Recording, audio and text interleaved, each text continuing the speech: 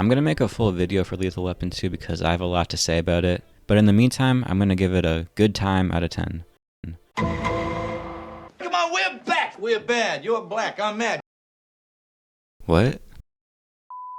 I love Lethal Weapon 2, man. It's so bad and stupid, but I think that's why I like it so much. What? I love garbage. It's a good ass time, and we just don't get movies like this anymore. I'm gonna fuck your ass. This movie tries to be so many things at once, and just like Poe, it's all of them. It's an action film, it's a comedy, it's a political thriller, it's a deep state CIA hit piece.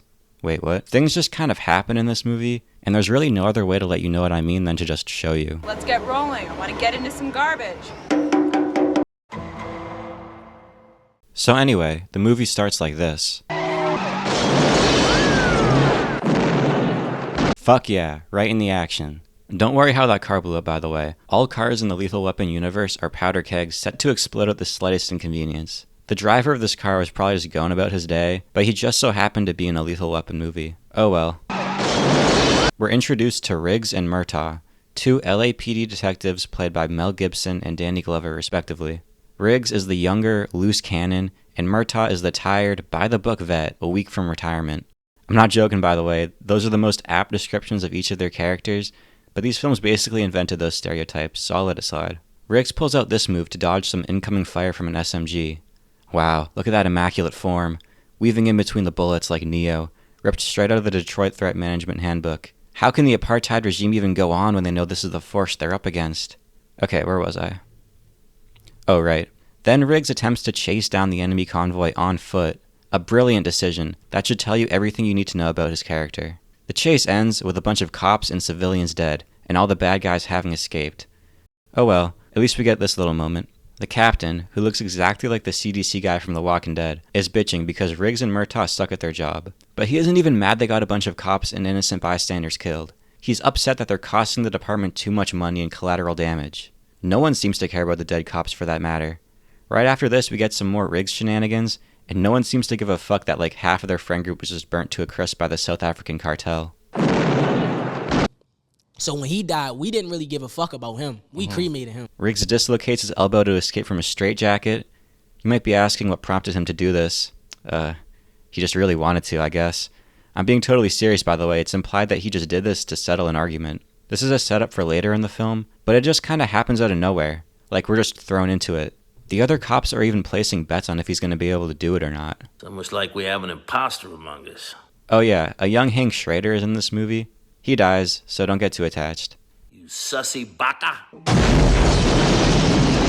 There's actually a lot of parallels between this and Breaking Bad, but we'll talk about that later when it becomes more apparent.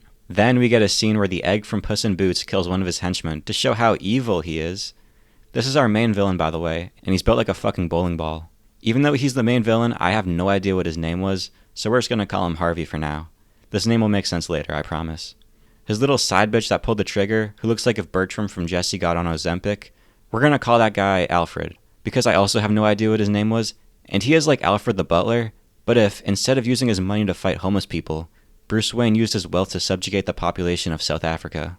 Right after this, we cut to Riggs talking about his dead wife, a very serious and somber moment, with this music playing behind it. They don't make them like they used to, man. It's so hard to take any moment seriously in this film when they're constantly blaring that dumbass saxophone and electric guitar during every emotional scene. The South Africans break into Murtaugh's house and tie him up with duct tape. They threaten the lives of him and his family, and then just leave. Like, they tell him to stop following them, but like, he wasn't. And then they all just scamper away. They really overestimate how much Murtaugh values the lives of himself and his family, because this whole incident does not faze him at all. The next morning, the captain assigns Riggs and Murtaugh to go babysit an informant for him, because it's literally the only job they can't fuck up and put innocent people in harm's way. Or so it would seem. It's here that Joe Pesci is introduced. He plays the aforementioned informant Leo Getz. Joe Pesci is easily the best thing in Lethal Weapon 2. He steals any scene he's in, and he's also the only character in the whole movie who has an actual arc. The movie treats him like a stereotypical, cowardly comic relief character, when in reality, he isn't. First of all, everyone here is a comic relief. Even the main villain is a friggin' goober. Diplomatic community. Pesci is just way more blatant in his delivery. They fuck you at the drive-thru, okay?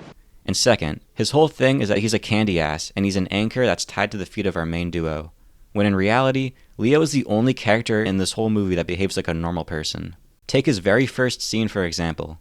Riggs and Murtaugh are tasked with protecting Leo from the ops trying to fry his ass, but they suck at their job, so they immediately let in an assassin through the door because they're too busy eating Leo's food. When the assassin pulls out the blick, Leo sees that shit coming from yesterday and blocks his arm. Riggs and Murtaugh take a century to react, and instead of shooting the guy, Riggs decides to tackle all of them through the window of the 13th floor hotel room they're in, which should have gotten them all killed, had there not been a massive pool with no one in it placed conveniently right where they were falling. Then, after they land, Riggs starts beating the fuck out of Leo, believing he was the assassin, giving him a bloody nose and probably a concussion.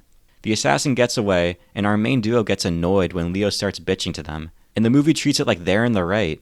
It's a running joke in these movies that everyone is just a dick to Joe Pesci for absolutely no reason. Everyone wants to kill him, and even the people tasked to protect him occasionally try to murder him because they find him so annoying. Riggs is also moving like prime Vontaze Burfict, giving Leo CTE every chance he can. Leo's the only person who can actually incriminate the South Africans, so having him physically able to testify might be a little bit important. I don't know, Riggs.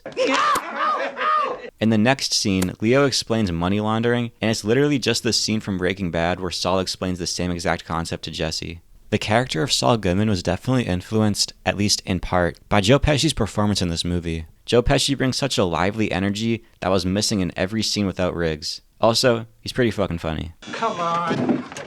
Everybody cheats a little bit. Look at the Pentagon. Side note, while rewatching the movie for this video, I timestamped all the moments I thought were mention-worthy. I color-coded them so red was dumb shit, blue was Riggs shenanigans, and green was stuff I unironically enjoyed. As you can imagine, almost all the timestamps were either red or blue. However, for the few green timestamps, moments I unironically enjoyed, all of them, except for one, were just jokes Joe Pesci said that I thought were funny. Without any hyperbole, he is the best part of this movie. Okay, next scene. Come on, we're back. We're bad. You're black. I'm mad. That was really bad. What are you doing? Oh, just checking to see if I was standing on plastic. I take it back, this movie is perfect. Everyone is just so sassy in Lethal Weapon. Like, Alfred knows Harvey is willing to kill his henchman, but he says this anyway, risking his own life just to dunk on his Margaret Thatcher-looking ass. Moving on, the fellas come up with a plan to investigate this house that Leo said he was brought to one time. Turns out Leo is testifying against the same South African cartel the fellas have been fighting against the whole movie. It is pretty unbelievable. It's not believable at all. At all. Side note, this house is built on stilts like the house from BoJack Horseman. Just remember that, it'll be important later. There's no bloody pool here, man. Of course there's a pool. Do you think I'd be here if there wasn't a built pool? on stilts. That would have been good to know. Riggs does some classic breaking and entering and starts slamming out some random guards. We see the same assassin from the hotel, and he steals a tow truck and drives off. So naturally, Riggs chases him down on foot and... Wait a minute. Rewind that. That can't be.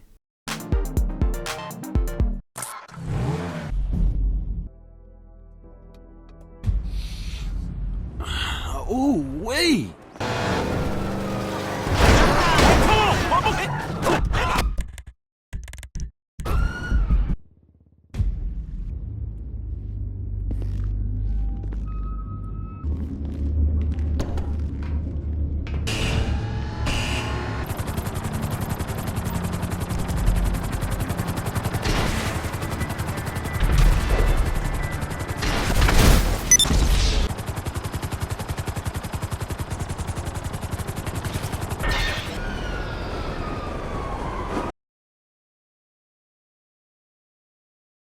I'm a dumbass. I had no idea this movie took place in LA. Probably because Boston's on top, baby. Fuck the Lakers.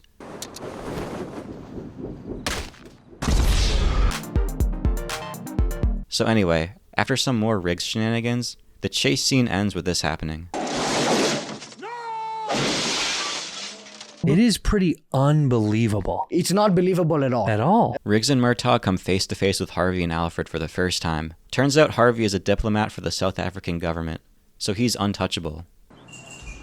You could not even give me a parking ticket. Harvey has full immunity because of international law. Riggs, being opposed to the Geneva Convention from the start, is absolutely pissed, but on his way out he's still able to spit some game to Harvey's secretary. I'm leaving here with something. The fellas get back to the station, and the captain calls them out for bringing Leo along with them on their field trip. Rightfully so, because they brought the protected witness right to the people he was testifying against. Then we get, what the fuck?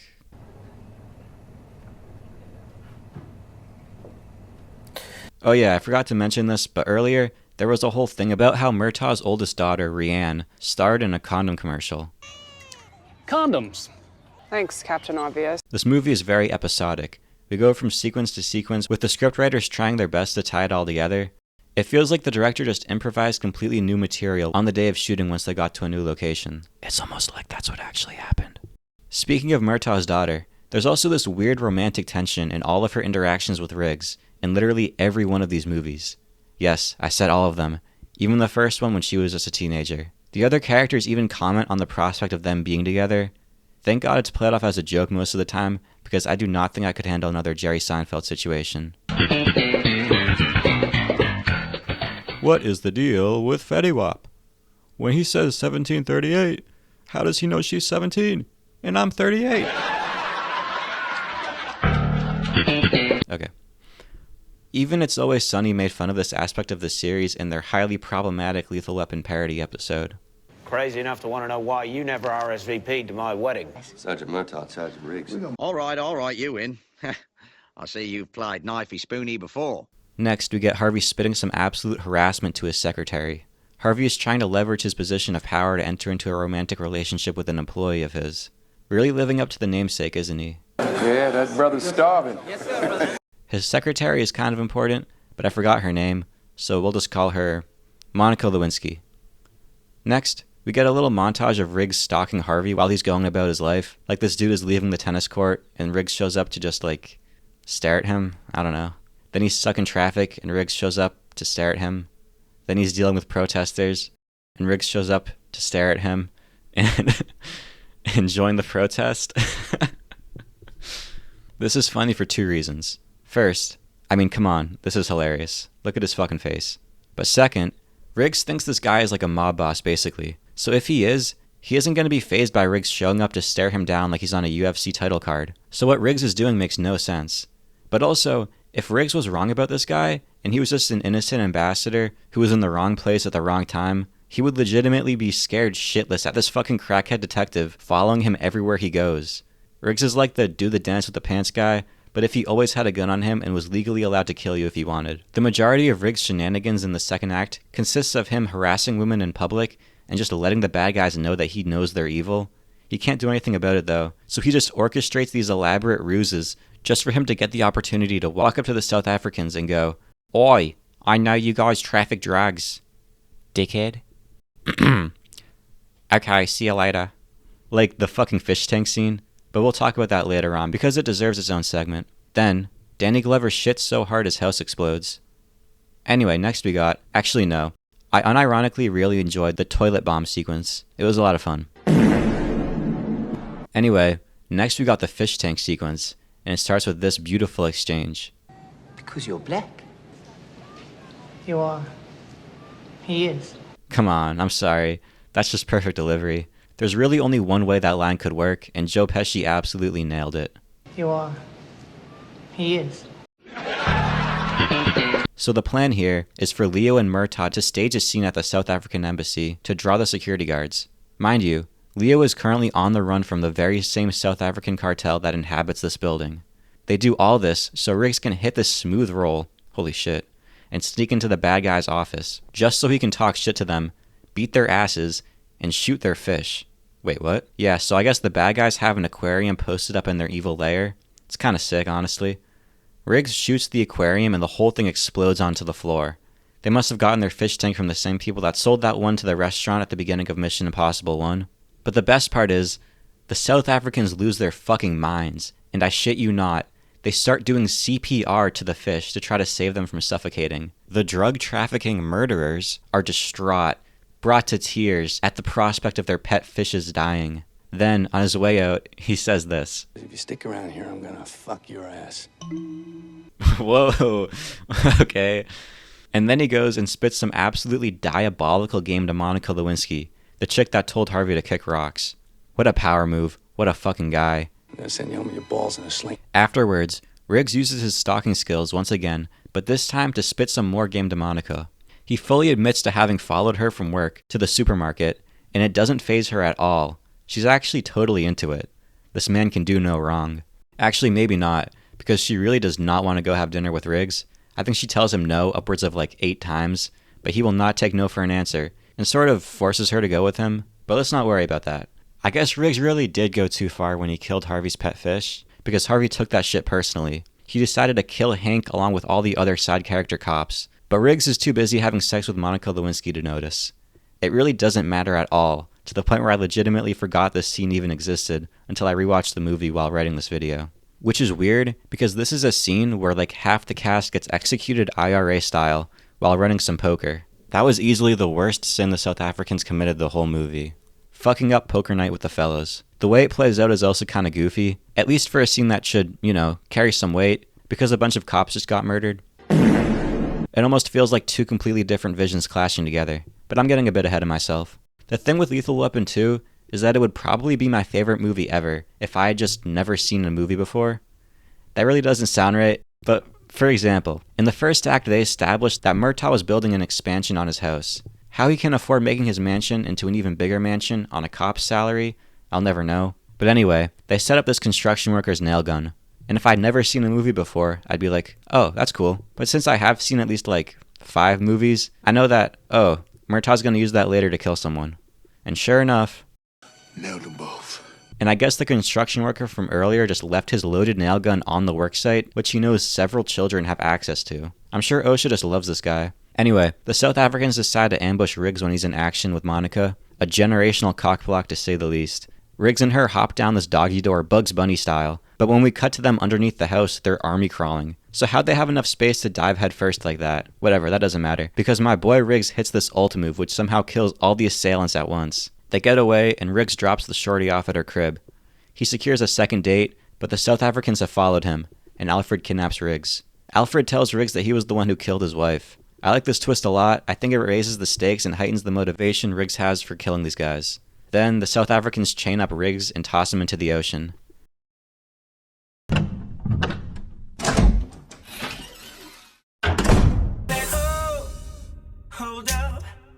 Turns out the deep state finally got to Monica. Holy shit, this lady cannot catch a fucking break. She just so happens to be a secretary for a crime lord who's a total creep to her, and the one time she tries to be romantic with someone, it ends up with her being waterboarded to death by her coworkers. Alfred is a generational cockblocker. He killed Riggs' first wife, and when he found out Riggs was getting some action on the low, he had to take out the side hoe as well. As established before, no prison or straitjacket can hold my boy, so he escapes, and calls Murtaugh, telling him how he's going after the South Africans. It's personal now. The stakes are very high. This is high-stakes stuff. We cut to the South Africans, who are torturing Joe Pesci, and my goat doesn't say shit. This was Leo's character arc. He grew a pair of balls. Congrats to him. That's my boy. And with the power of a Ford F-150 and friendship, Riggs is able to bulldoze the stilts on the BoJack Horseman house and kill everyone there who wasn't a main character. I was going to have a segment where I ranted about how this makes no sense, and nothing like that could happen in real life, but in hindsight, this is probably the least weird thing Riggs does in the whole movie, so it gets a pass. And we still haven't even gotten to the climax. This isn't even the last time we see a car do something far beyond what it's physically capable of. But I'm getting ahead of myself again. We get a sweet little moment of the fellas as Leo has to say goodbye to Riggs and Murtaugh. Now, the boys are on their own again, just like old times. Here's the climax of the film, and I'm just going to tell you exactly what happens step by step, and I hope you know I'm making none of this up. This is exactly how it goes down in the movie. Okay, so Murtaugh figured out that the South Africans were planning on moving all their money onto a boat that's bound for South Africa. Not a great plan. So him and Riggs are going to stop it. They break into the shipping container with all the cartel's money. Billions, fucking Donald Trump lotto. But Harvey and the fellas find them and lock them in the shipping container. So Riggs and Murtaugh will just end up starving to death. It seems like all hope is lost for the boys, right? But then, while loading the container onto the ship, this happens. Okay, so apparently, there was a car in the container too, for some reason. And also this car was equipped with a body and engine sculpted by the gods. The Golden God! Because somehow, Riggs was able to get it from a stationary position to ram into 12 full pallets worth of paper money, to still generate enough force to break the wall of the container clean open and still buy enough time for Riggs to jump out at the last second so he doesn't die. So yeah, the fellas are free on the boat, and it's open season for the boys. They're gunning down South Africans left and right. It was so easy for Riggs that in between shots, he cured this guy of all his bullet wounds just so he could kill him twice. This is also one hefty mag, because I counted 17 shots before Riggs had to reload the blicky. They just don't make pistols today the way they did in the 80s. Then Riggs uses 10% of his power on some random goon, sending him straight to hell with not one, but 2 somersaults. Then Alfred sneaks up on Riggs like this.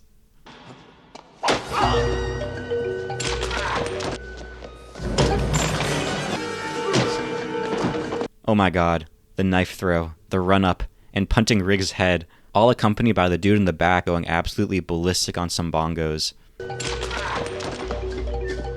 Alfred starts going to work, beating Riggs' ass. But Riggs starts fighting back, and I'm not gonna lie, he's getting in some good licks, even stabbing Alfred with his own knife. But it looks like Riggs is gonna spare Alfred's life as he gets up to walk away. And as he's walking away, Alfred pulls out his gun ready to shoot Riggs. Oh yeah, he's had a gun this whole time. Alfred is such a hater, he could have just shot Riggs dead there, but actively chooses to just embarrass Riggs for no reason like that. It wasn't enough to kill his wife and his side bitch, he had to take away his pride as well. Side note, but it's kind of a theme for the bad guys to forego shooting the main characters and instead decide to tuck the stick and beat their ass. The same exact thing happens to Murtaugh twice during the nail gun scene, and every time it happens it leads to the bad guy dying. So yeah, it turns out Riggs wasn't going to spare Alfred's life, and right before Alfred can shoot him, Riggs pushes the button to drop a shipping container on Alfred, turning him into Flat Stanley. Riggs meets back up with Murtaugh, who's done nothing this whole time, and it looks good for the fellas until Harvey lets that choppa sing and snipes Riggs from across the map. Then, Harvey forgets how a gun works and is surprised when the clip runs out. Alfred must have forgotten to pick up the max ammo before he died. Rookie mistake. Now Murtaugh is in quite the predicament here, because he has Harvey at gunpoint, but this guy is a foreign ambassador, so Murtaugh physically can't harm him or it would be an act of war. Jeez, what a dilemma. I wonder how Murtaugh is going to get himself out of this pickle. Oh, he just shot him. That was easy. That kind of ruins the movie if they could have just done that the whole time, but at least the line he drops right after offing him goes hard as fuck. It's just been revoked. Oh my goodness.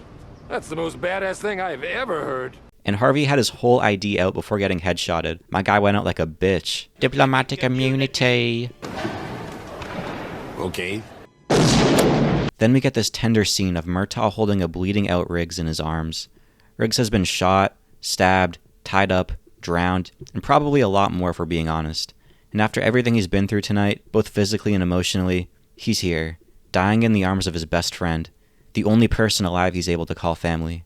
So we just get this tender moment between the two. Yeah, what? You really are a beautiful man. Oh, so he's gonna live. I don't know. I guess he just really wanted to not bleed out, and so he isn't now. Well, that's nice we have him sticking around, especially if we want to make a third movie, or a fourth, or what about a fifth, this one with an AI Christian Bale. And he's too old for this. Remember when I said that all but one of the moments I unironically enjoyed was related to Joe Pesci? Well, this is the one that had nothing to do with him. I like this ending shot. It looks pretty, and I like the song they play. I guess Eric Clapton worked on the soundtrack, which, I didn't know that. That's pretty cool. Okay, now that we're all on the same page, time for the actual video to begin. That's right, fellas. There's still so much left to talk about.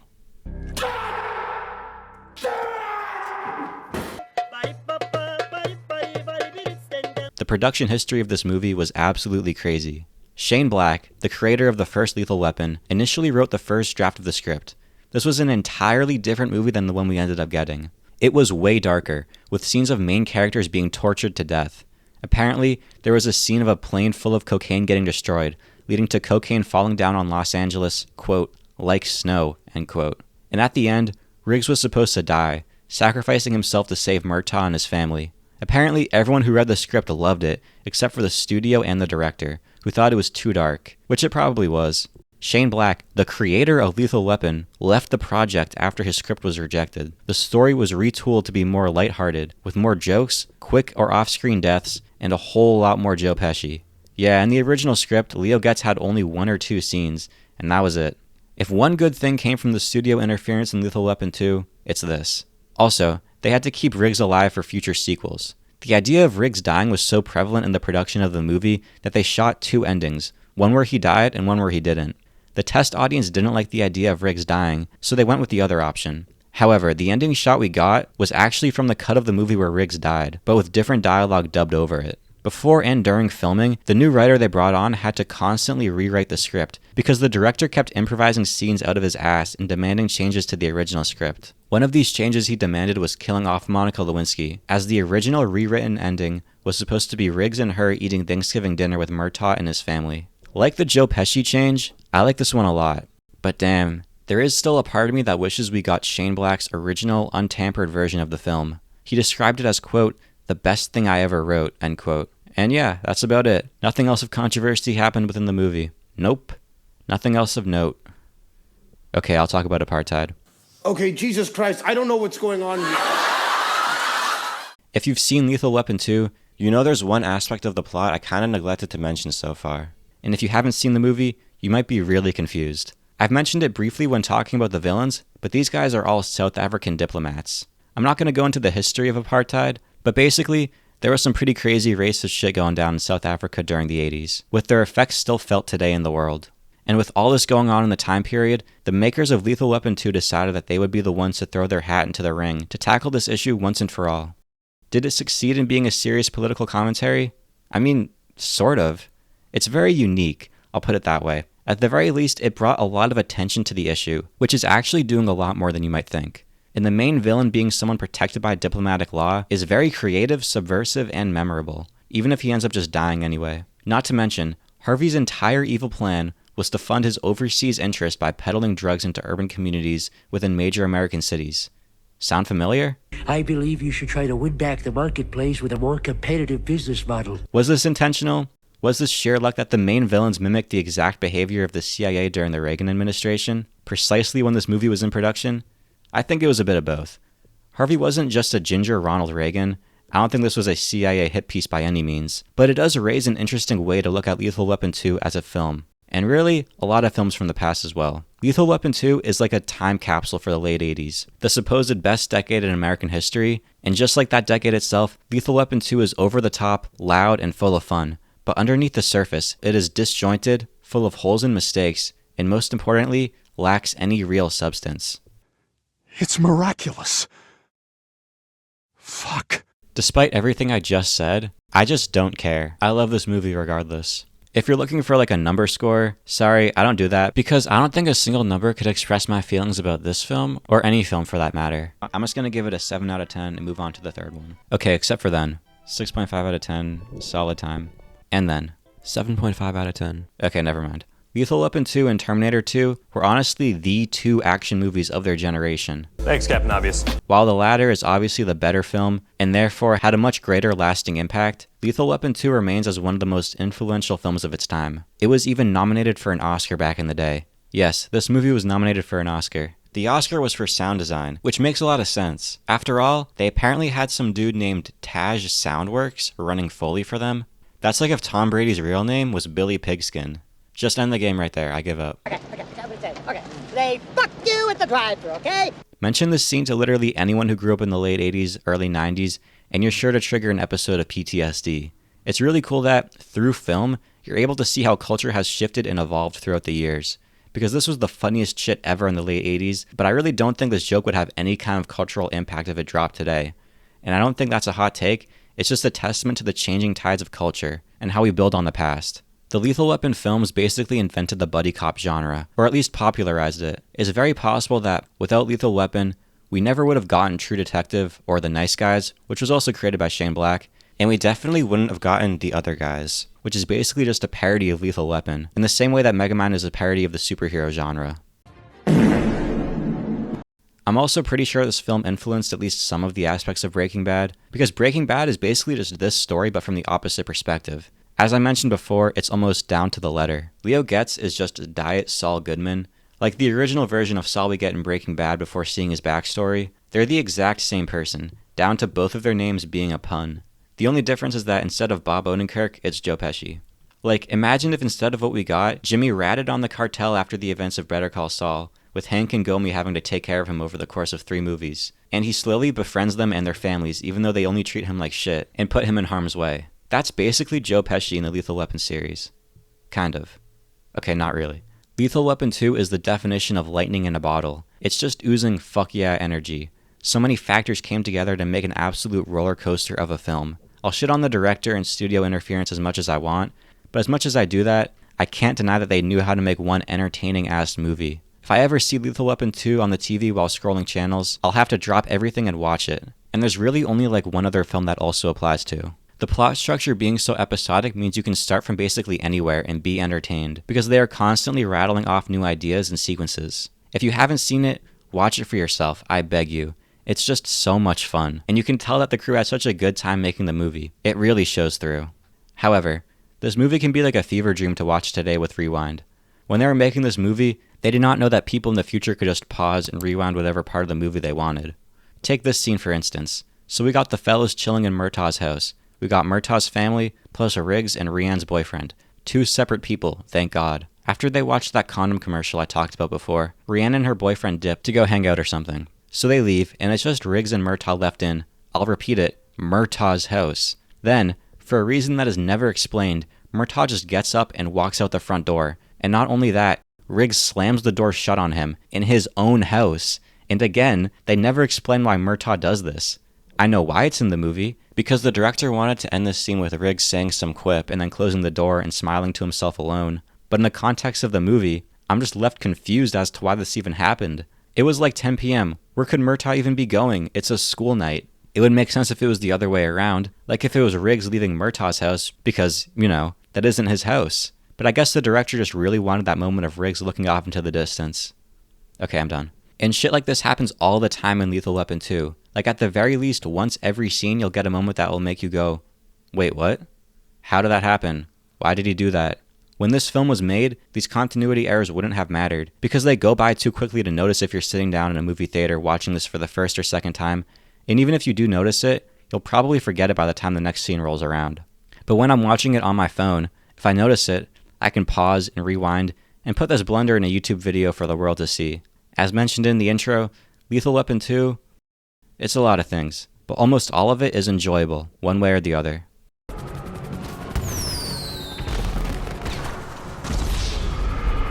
Whew, that was a lot. The script for this video was like 23 pages long. I've had this video in the works for almost a year now, and you may be thinking, well, how is that possible when you saw it for the first time in May for the Movie Month Challenge video? I lied. Yeah, I didn't actually watch it for the first time in May. I'm sure that the 24 people who saw that video will have my head for that betrayal. But moving on, that's all I got for you fellas. Have a good one.